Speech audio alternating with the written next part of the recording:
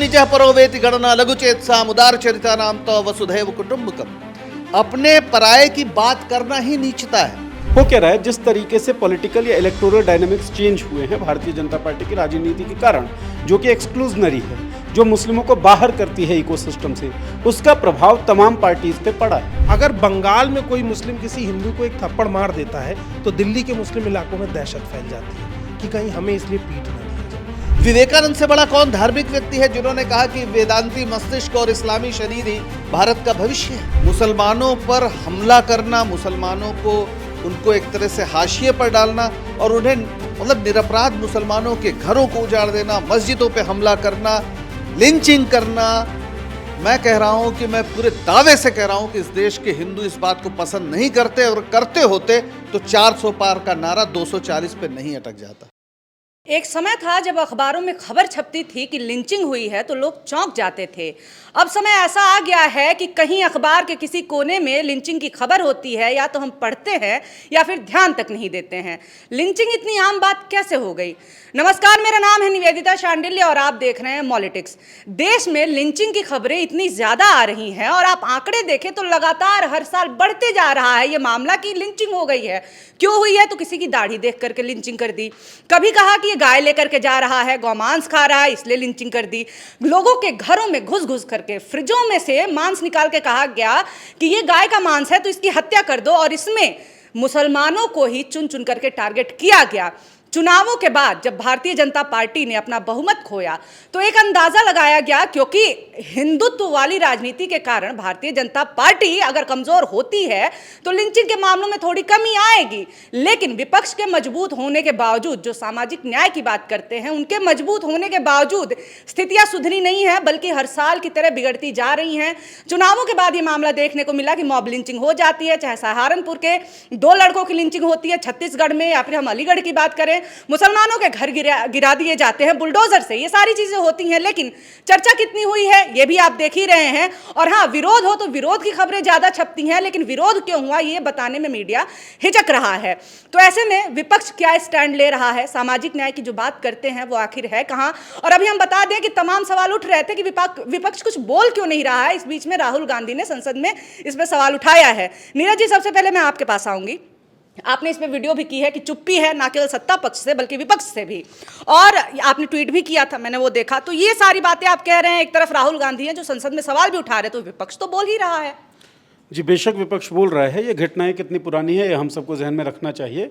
और विपक्ष क्या बोल रहा है, राहुल गांधी ने क्या बोला, आज जो बोला वो बहुत शानदार भाषण दिया है उन्होंने, इसमें कोई दो राय है नहीं।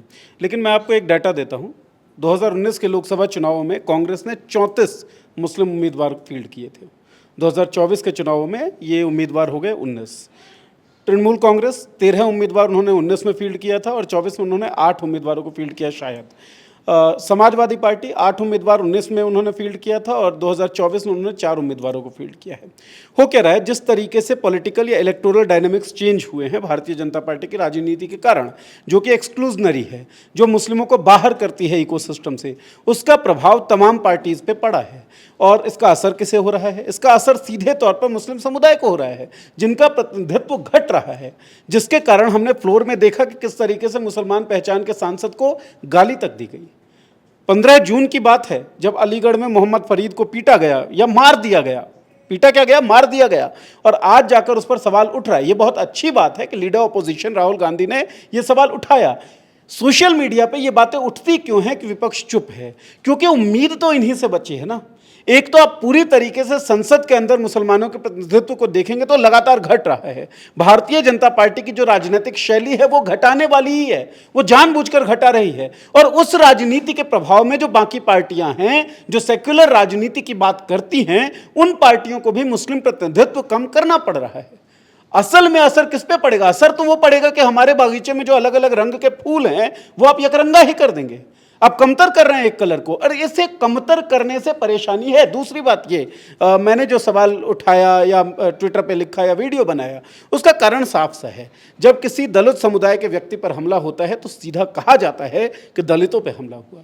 जब किसी औरत पे हमला होता है उसके औरत होने के कारण, तो कहा जाता है कि लैंगिक आधार पे ये हिंसा हुई है और महिला है इस कारण से उत्पीड़न हुआ है।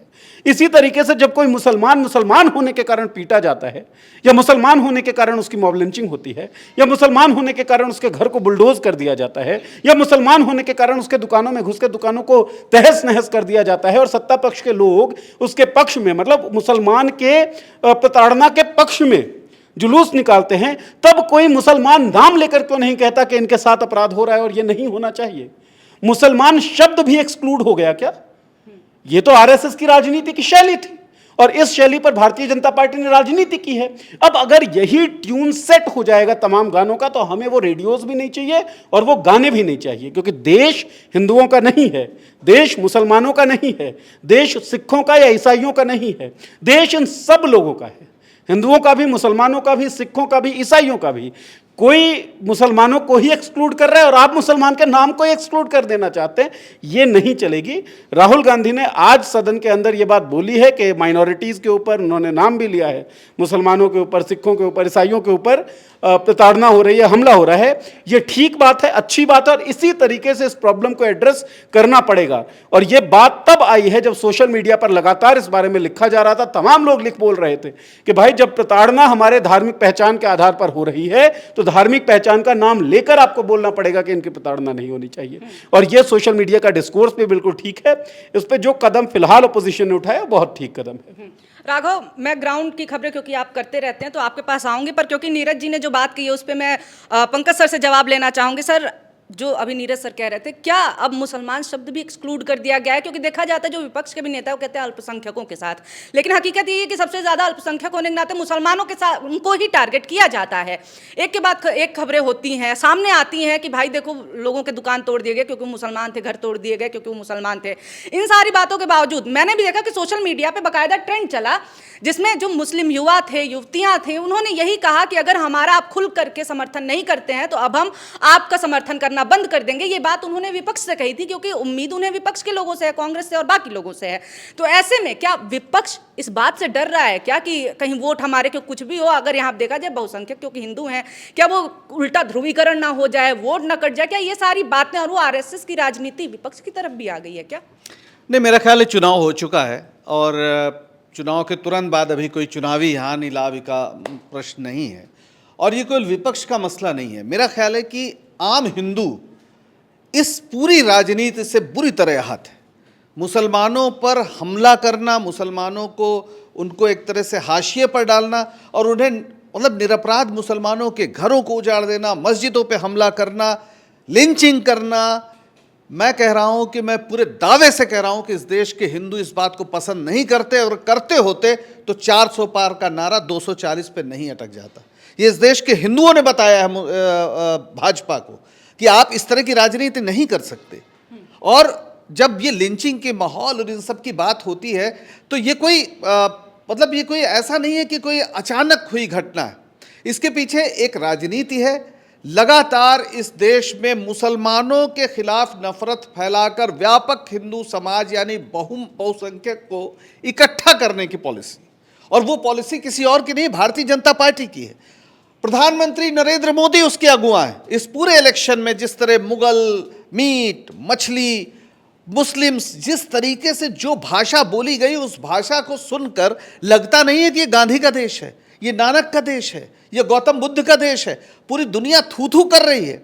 अभी जो अमेरिका का अंतर्राष्ट्रीय धार्मिक स्वतंत्रता को लेकर जो अमेरिकी आयोग है, उसने लगातार 5वें साल CPC यानी जो विशेष चिंता वाले देश हैं उनमें भारत को रखने की सिफारिश की है, जिसमें सऊदी अरबिया आता है, जिसमें चाइना आता है, जिसमें पाकिस्तान आता है। आपकी ये गति हो गई। और अभी अमेरिका के जो विदेश मंत्री हैं एंथोनी ब्लिंकन, उन्होंने 4 दिन पहले जो 2023 की धार्मिक स्वतंत्रता रिपोर्ट है उसको, जो इंटरनेशनल फ्रीडम रिपोर्ट है, जो रिलीजियस फ्रीडम रिपोर्ट है, उसको जारी करते हुए कहा कि भारत में अल्पसंख्यकों पर अत्याचार बढ़ा है, उनके धर्म स्थलों को तोड़ा जा रहा है, उनके घरों को तोड़ा जा रहा है, और उनके ऊपर तमाम धर्मांतरण जैसे जो कानून बन रहे हैं जो किसी को परेशान करने के लिए हैं। तो पूरी दुनिया में जो आप विश्व गुरु होने का अपने को दावा करते हैं कि हम विश्व गुरु हैं, या आप स्वयंभू विश्व गुरु हैं, आपने एक बोर्ड लटका के गले में लिखवा के टांग लिया है विश्व गुरु। नरेंद्र मोदी के आगे एक बोर्ड लटका है जो उन्हीं के प्रचार विभाग ने बनाया है, उन्हीं के पेंटर्स ने उस पर रंग भरे हैं और उन्होंने अपने गले में लटका लिया है और ढोल बजा रहे हैं कि हम विश्व गुरु। अरे आपको विश्व गुरु मानता कौन है? आप हैं किस तरह? गुरु का अर्थ होता है जो अंधकार से प्रकाश की ओर ले जाता है, जो आपको अच्छे दौर में ले जाए, जो आपको मनुष्य के रूप में आपको बढ़ाए। आप बताइए, आप हिंदू धर्म की बात कर, जब राहुल गांधी ने संसद में खड़े होकर बोला तो प्रधानमंत्री खड़े हुए, उन्होंने कहा कि सारे हिंदुओं को हिंसक बताया जा रहा। अरे सारे हिंदुओं को हिंसक नहीं बताया जा रहा, जो हिंसा कर रहे हैं उनको कहा जा रहा है कि ये हिंदू धर्म के लोग नहीं हैं। हिंदू धर्म क्या कहता है? उपनिषद क्या कहता है? अयम निजः परो वेति गणना लघुचेतसाम उदार चरिता नाम तो वसुधैव कुटुंबकम। अपने पराये की बात करना ही नीचता है। हिंदुत्व की जो आइडियोलॉजी, जो हिंदू की जो आइडियोलॉजी है, हिंदुत्व तो नफरत का पूरा वो बन गया है, जो हिंदुइज्म की आइडियोलॉजी है उसमें किसी को भी अन्य मानना नीचता मानी जाती है। कहा जाता है कि प्राणियों में सद्भावना हो, तो प्राणियों में क्या मुसलमान नहीं आते? तो ये वो सारे लोग हैं जिन्हें ना धर्म से मतलब है। विवेकानंद से बड़ा कौन धार्मिक व्यक्ति है जिन्होंने कहा कि वेदांती मस्तिष्क और इस्लामी शरीर ही भारत का भविष्य है? सर मेरा सवाल, क्योंकि अभी माफ करिएगा आपको टोक रही हूं, लेकिन जो सत्ता पक्ष को लेकर भारतीय जनता पार्टी की जहां तक बात है उससे निराशा है, सबको पता है, क्योंकि एक हिंदुत्ववादी राजनीति है। लेकिन सवाल यही उठता है कि एक तरफ जब इतने फोर्स के साथ एक तरह की राजनीति की जा रही है जिसका नतीजा देखने को मिल रहा है कि मुसलमानों की लिंचिंग हो रही है, ऐसे में विपक्ष जो है वो पीछे हुआ है, वो शांत भी रहा है। अभी राहुल गांधी ने बयान दे दिया, लेकिन हमारी संस्था ने वीडियो किया है। मैं इस बात को बिल्कुल नहीं मानता। देखिए, अगर हम अखबारी ढंग से सोचेंगे कि अभी ट्वीट आया, इस पे तुरंत ट्वीट आ जाएगा, तो वो शायद ठीक नहीं है। अगर राहुल गांधी ने 4000 किलोमीटर पैदल यात्रा की तो क्या वोट के लिए की थी? मतलब वोट का प्रकारांतर में जो असर हो, उस समय क्या नारा था? एक मिनट सुनिए ना। नफरत के खिलाफ मोहब्बत की दुकान की जो बात करते हुए 4000 किलोमीटर अगर राहुल गांधी चलते हैं तो इस देश में जो नफरत का वातावरण है उसको खत्म करने के लिए चलते हैं ना। आप जिस लिंचिंग की बात कर रहे हैं वो कहां से पैदा होती है? आपके अंदर इतनी नफरत भर जाए, ऐसा थोड़ी कि मोदी जी ने कहा अलीगढ़ में कि जाके उसको मार दो, बिल्कुल नहीं कहा। हो सकता है कि वो लोग भारतीय जनता पार्टी के सदस्य भी ना हो, लेकिन समाज में आपने इतना नफरत भर दी कि आपको कोई मुस्लिम बर्दाश्त नहीं हो रहा है। ये वो लोग हैं।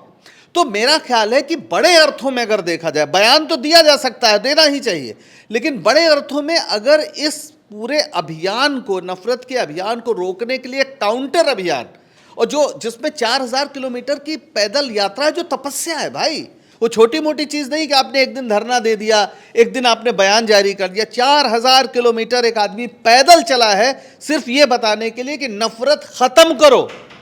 मेरे ख्याल से ये छोटी बात नहीं है। बाकी जिनकी जो अपेक्षा है कि आज अगर यहाँ हुआ तो यहीं जाके जुट जाना चाहिए, वो भी ठीक है उनकी, हम ये नहीं कहते कि ऐसी अपेक्षा नहीं होनी चाहिए, लेकिन विपक्ष भी अगर इंडिया गठबंधन ने एक अपना मुद्दा बनाकर और संसद के अंदर जहां आपको हिस्ट्री में उसको डॉक्यूमेंट करना पड़ेगा, वो कार्रवाई का हिस्सा होगा, तो ये ज्यादा बड़ी, क्योंकि अंतर्राष्ट्रीय स्तर पर बताया हमने कि दुनिया किस तरह से देख रही है नरेंद्र मोदी को, और जिस तरह से धार्मिक स्वतंत्रता का प्रश्न बढ़ रहा है, वो आने वाले दिनों में बहुत परेशान। अगर आप सीपीसी में आ गए तो आप समझते हैं आपके ऊपर कितने बैन लग जाएंगे।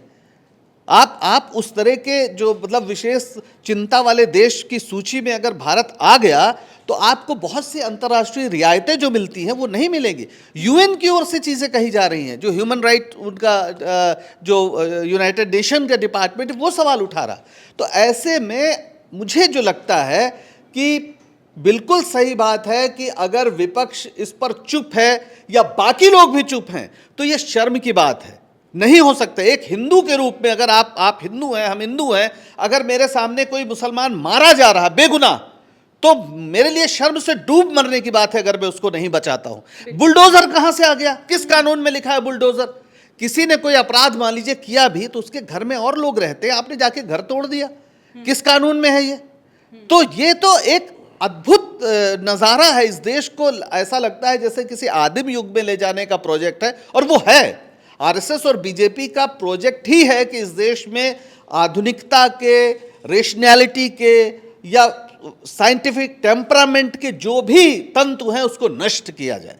तो ये केवल, मुझे नहीं लगता कि केवल विपक्ष का मसला है, और इस देश के हिंदू समाज ने इस चुनाव में दिखाया भी है कि वो इस तरह की चीज़ों को पसंद नहीं कर रहा है। राघव, आपसे मैं ये सवाल पूछना चाहती हूँ कि जैसा कि आपने सर की भी बात सुनी, आपने नीरज जी की भी बात सुनी, अब ऐसे में अगर हम ग्राउंड की बात करें, क्या ये जो मोहब्बत की दुकान वाली कोशिश थी, 4000 किलोमीटर की यात्रा थी, सारी चीज़ें थी, कितना असर हुआ था? क्या ग्राउंड पे वो नफरत कम हुई है? क्योंकि जब आंकड़े देखे गए, जब लोकसभा चुनाव हुआ, नजर आया कि हाँ ठीक है, विपक्ष मजबूत हो रहा है, भारतीय जनता पार्टी की संख्या इतनी तेजी से गिरी, लेकिन जब रिजल्ट आया, सारी चीज़ें खत्म हो गई, उसी तरह से लिंचिंग भी हो रही है, उसी तरह से घर भी गिराए जा रहे हैं, और कह सकते हो कि कानूनी प्रक्रिया का इस्तेमाल करते हुए बुलडोजर का इस्तेमाल कर दिया गया मुसलमानों के घरों पे। कितना असर पड़ा है ग्राउंड पे, क्या हकीकत है? निवेदिता, बड़ी सामान्य बात है। मैं आपको बताऊंगा कि लिंचिंग पिछले कुछ सालों में इस देश में एक आम घटना हो गई। जैसे किसी के घर में चोरी हो जाना एक आम घटना है, और लिंचिंग अगर धर्म आधारित है तो ये बड़ी समस्या की बात है। अगर कोई मेरी टोपी, दाढ़ी, मेरे कपड़े देख के तय कर रहा है कि इस पता लगाओ ये आदमी क्या खाता है, फिर इसको मारेंगे, तो मैं एक तरह से मौका ढूंढ रहा हूँ फ्रस्ट्रेशन निकालने का। हमारे प्रधानमंत्री चुनाव प्रचार के दौरान कहते हैं कि आपका हक अधिकार छीन के वो उनको दे देंगे जो ज़्यादा बच्चे पैदा करते हैं। ये बात एक प्रधानमंत्री कह रहा है, तो हमको एक फियर दिया जा रहा है कि तुम्हारा हक मुसलमानों को दे दिया जाएगा। तो वो खौफ कहीं ना कहीं आदमी के भीतर बढ़ रहा है। आप इमेजिन करिए निवेदिता, अगर बंगाल में कोई मुस्लिम किसी हिंदू को एक थप्पड़ मार देता है तो दिल्ली के मुस्लिम इलाकों में दहशत फैल जाती है कि कहीं हमें इसलिए पीट ना दिया जाए। तो ये इतना कॉमन हो गया है। बहुत छोटी सी बात मैं आपको बताऊंगा कि जिस दौरान रायबरेली में मुझे पीटा गया, तो मुझे इसलिए नहीं पीटा गया कि मैं रिपोर्ट कर रहा था, मुझे इसलिए पीटा गया क्योंकि मेरी दाढ़ी थी, मेरे बाल बड़े थे, और वो मुझे देख के मुल्ला चिल्ला रहे थे और मार रहे थे। इससे एक चीज़ ये समझ में आती है कि जब आप किसी मुसलमान को मारते हैं या किसी व्यक्ति को मुस्लिम कह के मारते हैं तो वो मारना आसान हो जाता है, क्योंकि एक बड़ी आबादी 80% हिंदू वो आपका साथ दे देते हैं आके। यानी कि लड़ाई हिंदू बनाम मुस्लिम है, तो हिंदू बनाम मुस्लिम कर कौन रहा है? वही सरकार जो सत्ता में बैठी है, क्योंकि उसको उस 80% का वोट चाहिए, तो बिल्कुल नहीं कहेगी। वो कानून लाएगी लेकिन वो आपके मन में नफरत भरती रहेगी। और एक और बड़ी रोचक बात समझिए, अभी कुछ दिन पहले का ही मामला है संगम विहार साकेत का। मेरे एक दोस्त वहाँ पर रहते हैं, इत्तेफाक से मुस्लिम है। राम मंदिर बना तो अयोध्या के रहने वाले हैं, उन्होंने भंडारा किया था। संगम विहार में कुछ ऐसा हुआ कि किसी पशु का मांस मंदिर में फेंका गया, वो क्या था नहीं पता चला, लेकिन उसके बाद से संगम विहार खाली हो गया मुसलमानों से। तो ये फियर जो है कि मुस्लिमों को पता है कि गलती कोई भी करेगा, खामियाजा कौन भुगतेगा? हम भुगतेंगे। अब इसका दूसरा पहलू देखिए, भारत बीफ के एक्सपोर्ट में नंबर 2 पर है ब्राजील के बाद। टॉप 3 लोग जो बीफ का एक्सपोर्ट करने की कंपनी चलाते हैं, सालाना 650 करोड़ का मुनाफा कमाते हैं, वो तीनों हिंदू हैं। उन तीनों कंपनियों से भारतीय जनता पार्टी चंदा लेती है, लेकिन जो 250 ग्राम मीट खरीद के ला रहा है पन्नी में, उसकी चेकिंग होती है कि इसके अंदर क्या है। तो इसमें मसला गौमांस का या हिंदू मुस्लिम का नहीं है, ये मसला प्योरली पॉलिटिकल डिवाइडेशन का है कि अगर एक आदमी दूसरे से नफरत करेगा और हम उसके साथ खड़े होंगे तो उसका वोट हमको मिलेगा। लेकिन सवाल ये भी उठता है कि क्या विपक्ष उतनी मजबूती से, जैसा नीरज जी कह रहे थे कि सीटों की संख्या गिरी है, वो आवाज़ उठा पा रहा है? तो वहाँ पर भी थोड़ा नाकाम साबित हो रहा है। उसका कारण ये है कि लोग सच में अब ये बोलने से डरते हैं कि एक मुस्लिम को पीटा गया, अल्पसंख्यक के साथ हुई पिटाई, अल्पसंख्यक की लिंचिंग। क्यों भाई? मुस्लिम कोई पाप है? ये कोई बुरा शब्द है? धर्म है ना। जैसे आप हिंदू कह सकते हैं, हिंदू राष्ट्र की बात नेता कर सकते हैं, और मुस्लिम की पिटाई में मुस्लिम का नाम नहीं ले सकते हैं, उसी देश में जहां की लड़ाई के लिए हिंदू, मुस्लिम, सिख, ईसाई सब एक साथ लड़े थे। तो ये भाजपा ने आज देश को इस जगह पे खड़ा कर दिया है कि मुसलमान अपने आप को दूसरे दर्जे का नागरिक महसूस कर रहा है। और ये खतरनाक इसलिए है क्योंकि अगर जनता के मन में मैसेज चला गया, सरकार, सिस्टम, न्यायपालिका, पुलिस उसके साथ नहीं है, तो वो क्या करेगा? मैं उस सिचुएशन से डरता हूं, वो परिस्थिति ना आए, ये स्थितियां सुलझ जाएं। इसके लिए तरीका ये है कि सरकार और प्रधानमंत्री को खुद आके माफ़ी मांगनी चाहिए कि मैंने इतनी ओछी बात की कि ज़्यादा बच्चे पैदा करने वालों को दे दिया जाएगा, उसके लिए मैं शर्मिंदा हूं और मैं माफ़ी मांगता हूं, मेरे लिए सब बराबर है। अगर प्रधानमंत्री ऐसा नहीं कर सकते तो एक नाकाम आदमी है। ये तो हमारे लिए ख्वाब जैसा है कि हमारे देश का कोई नेता अपनी गलतियों के लिए माफ़ी मांगे। नीरज जी, एक सवाल है, उसके बाद से फिर हम लोग चर्चा को ख़त्म करेंगे। जब नतीजे आए थे। उसके बाद से ये हुआ कि नफरत की राजनीति हार रही है, अब देश में उस तरह की चीज़ें नहीं होंगी, मोहब्बत की दुकान जीत रही है, सब कुछ था, ठीक है। हमें भी थोड़ा बहुत यकीन हुआ था कि सही बात है, अब दोनों अगर पावर में है, विपक्ष पावर में आ जाता है तो एक तरह का जो हिंदुत्व वाली जो राजनीति थी उसमें थोड़ी कमी आएगी, क्योंकि मुखर अखिलेश यादव जैसे भी नेता हैं जो कि सामाजिक सरोकार की बात करते हैं। इसके बावजूद जीतने के बाद ही 1 महीने में इतनी सारी घटनाएं हमें देखने को मिली जहां पे मुस्लिम टारगेट किए जाते हैं, उत्तर प्रदेश में भी दलित टारगेट होते हैं, पुलिस कस्टडी में मौत होती है। तो क्या असर हुआ नहीं है? ये जो जीत के हम जो आंकड़े आए जिनसे लगा हमें कि हाँ माहौल बदलेगा, क्या माहौल बदला नहीं है? क्या हम फिर से वही सारी चीजें देखने वाले हैं कि हर साल लिंचिंग की घटनाएं बढ़ती जा रही हैं? क्या आगे भी यही होने वाला है? देखिए, इसमें मुझे लगता है कि दूसरे तरीके से हमको इस बात को देखना होगा। जैसा कि पंकज जी ने कहा कि ये मामला केवल पॉलिटिकल नहीं है, इस बात से मैं बिल्कुल अग्री करता हूँ, सोशल मामला है। सोसाइटी में आपने जिस तरीके का जहर बो रखा है वो फल देता हुआ आपको दिख रहा है। 4 जून को जब रिजल्ट आए निवेदिता, तो तमाम लोगों का ये मानना था, तमाम इलेक्शन एनालिस्ट, हम सब लोग जो लोग ग्राउंड पे थे, जो लोग भी चुनाव को ऑब्जर्व कर रहे थे, उनका ये कहना था कि भाई ये जो नफरत फैला रही थी भारतीय जनता पार्टी, उसको देश के लोगों ने एक मैसेज दिया है कि भाई इस नफरत में हम नहीं रहेंगे और हमें मोहब्बत की दुकान चाहिए। लोगों ने ये कहा था। ये इको कर रहा था राहुल गांधी के स्टेटमेंट के साथ या ऑपोजिशन के उस बात के साथ जिसमें वो समानता की बात कर रहे थे, तमाम लोगों के डेवलपमेंट की बात कर रहे थे, हर तबके के विकास की बात कर रहे थे और सबको साथ लेकर चलने की बात कर रहे थे। नरेंद्र मोदी ने भी ये वादा किया था, लेकिन उस वादे में पूरी तरीके से फेल साबित हुए। तो 4 जून को लोगों ने रजिस्टर किया इस बात को कि भाई ऑपोजिशन जो है वो हमारे पक्ष में है, वो आइडिया ऑफ इंडिया के पक्ष में है, देश के पक्ष में है। इसलिए लोगों ने ऑपोजिशन को एक मौका दिया और भारतीय जनता पार्टी को 240 पर सिमेट कर रख दिया। 4 जून के बाद 6 लोगों की लिंचिंग हो चुकी है, जिसमें क्रिश्चियंस भी हैं, जिसमें मुस्लिम्स भी हैं। अलग अलग जगहों पर हैरासमेंट की खबरें हैं। वो हिमाचल प्रदेश में भी है जो कांग्रेस रूल्ड है, तेलंगाना में भी है जो कांग्रेस रूल्ड है, और भारतीय जनता पार्टी के शासन वाले राज्यों में तो है ही है। 4 जून को जो परिणाम आया वो पूरी तरीके से भारतीय जनता पार्टी ने हिंदुत्व पे ही लड़ने की कोशिश की थी। नरेंद्र मोदी के भाषणों का जिक्र राघव ने भी किया और पंकज सर ने भी किया, वो उस पर मैं दोबारा नहीं जाना चाहूँगा। तो पूरी पिच जो थी वो हिंदुत्व की पिच थी और हिंदुत्व के पिच पे देश के लोगों ने नकार दिया भारतीय जनता पार्टी को, 240 पे उनको सिमेट कर रख दिया। तो ये एक बदला लिया जा रहा है सोसाइटी के जरिए। अच्छा, अब तुमको लगता है कि तुम जो है सो उफान मारोगे, तो नहीं, हमारी ताकत तो नहीं है। और वो तताकत को रजिस्टर करवाने के लिए इस तरह की घटनाएं पड़ी हैं। 1 महीना भी नहीं हुआ और इतनी सारी घटनाएं। इसी कारण से सोशल मीडिया पर जो ट्रेंड चल रहा है या तमाम लोग जो लिख बोल रहे हैं, आपने बहुत सारे इलेक्शंस में रिपोर्टिंग की है, राघव ने की होगी, पंकज सर ने ऑब्वियसली की है, हम सबसे ज़्यादा और कई गुणांक ज़्यादा की है। पिछले 5, 6, 7, 8 इलेक्शंस में मैंने ये सुना है, आम जनमानस के बीच में भी, ग्राउंड पे भी, इलेक्शन एनालिस्ट के बीच में भी और न्यूज़ रिपोर्टर्स और पत्रकारों के बीच में भी, कि मुसलमानों का क्या है, उनके पास विकल्प क्या है, उनको तो कांग्रेस को ही वोट देना है, या फिर उनको तो समाजवादी पार्टी को ही वोट देना है, या वो तो राष्ट्रीय जनता दल को ही वोट देंगे, या वो तो टीएमसी को ही वोट देंगे। कुल मिलाकर मुसलमान क्या करेगा? मुसलमान तो जिस तरीके से बीजेपी हार सके, जो बीजेपी को हरा सके, उसको वो वोट दे देगा। क्यों हो रही थी ये बात? हमने मुसलमानों से पूछा था जब हम टोंक में गए थे राजस्थान के, और मुसलमानों ने कहा भैया हमको कोई शौक थोड़ी है कि किसी पार्टी से हम बंध कर रह जाएं, लेकिन ये लोग तो हमारा खात्मा चाहते हैं, ये हमारे एग्जिस्टेंस पर सवाल उठा रहे हैं, तो एग्जिस्टेंस को तो बचाएंगे ना हम। एग्जिस्टेंस को बचाने के लिए मुसलमान कुछ डिमांड ही नहीं कर रहे आपसे। इस हद तक आरएसएस और भारतीय जनता पार्टी की राजनीति ने उसको डरा दिया है, दुबका दिया है। इसमें मुसलमान जब आपको अनकंडीशनल सपोर्ट दे रहा है, क्योंकि उसको देना पड़ रहा है, आप ऐसा भी इसको कह लीजिए, तब आपको नाम लेकर उसके साथ खड़े होने की जरूरत है। खड़े होने की कोशिश की है ऑपोजिशन ने, खड़ा भी हुआ है। आज राहुल गांधी ने जो बयान दिया वो भी बहुत शानदार बयान है और अच्छा बयान है, लेकिन इससे भी ज्यादा चाहिए। आपको यह समझना होगा कि दलित अपनी मांग उठाते हैं, औरतें अपना मांग उठा पाती हैं, लेकिन इलेक्टोरली मुसलमान अभी अपनी मांग उठाने में ही नहीं है, उस स्थिति में नहीं हो। तो कह रहा हम बच जाएं, यही बहुत है। और जब किसी भी तबके की स्थिति ऐसी हो जाए कि हम बच जाएं बस, तो आपको ज्यादा इंटेंसिटी के साथ उसके साथ खड़े होने की जरूरत होती है।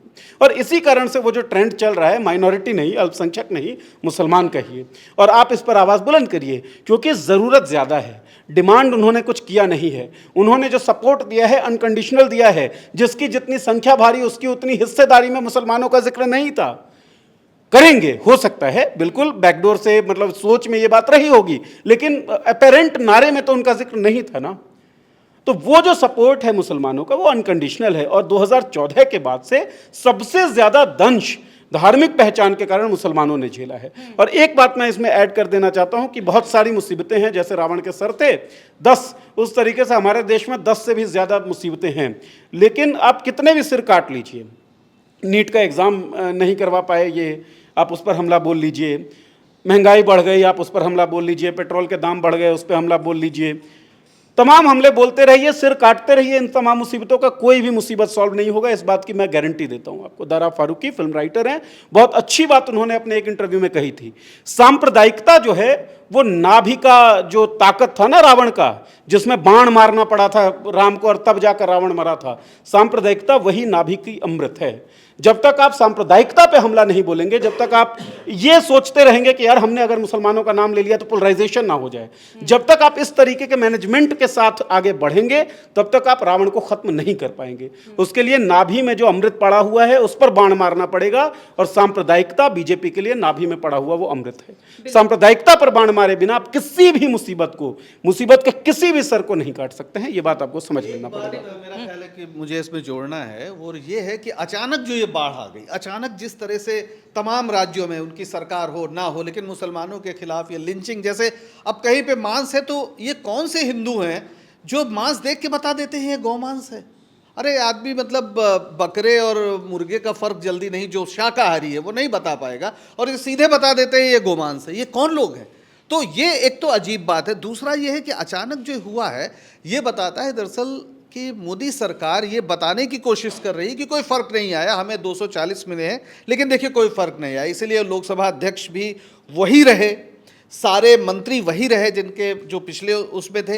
ये डिज़ाइन है, ये बताने की कोशिश है कि नहीं हमारी शक्ति में कोई प्रभाव नहीं पड़ा।